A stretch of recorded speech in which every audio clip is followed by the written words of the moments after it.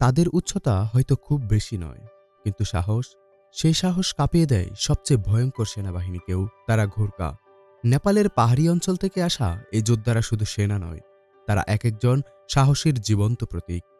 আজ আমরা জানব কেন এই ঘোরকা সেনাদের বলা হয় পৃথিবীর সবচেয়ে ভয়ঙ্কর ও সাহসী যোদ্ধাদের একজন।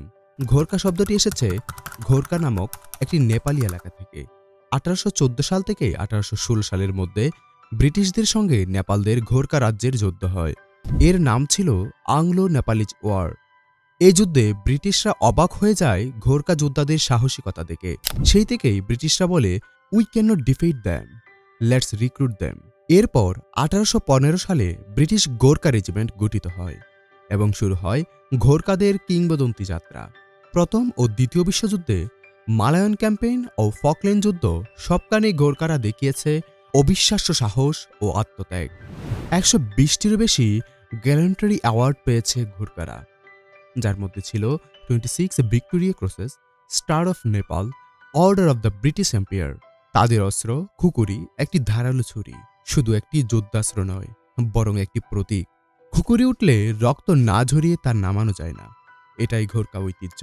আজও ঘোরকারা ব্রিটিশ আর্মি, ভারতীয় সেনা ও সিঙ্গাপুর পুলিশের বিশেষ ইউনিটে সুনামের সাথে কাজ করে যাচ্ছে।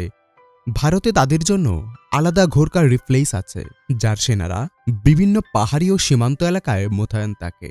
এমনকি আজও একজন ঘোরকা সেনা নিয়োগ পেতে হলে বিশেষ শারীরিক ও মানসিক পরীক্ষা দিতে হয়, কারণ সাহস, কৌশল আর বিশ্বস্ততা এই বাহিনীর মূল অস্ত্র। একজন ব্রিটিশ জেনারেল বলেছিলেন, if a man says he is not afraid of dying, he is either lying or he is a ঘোরকা।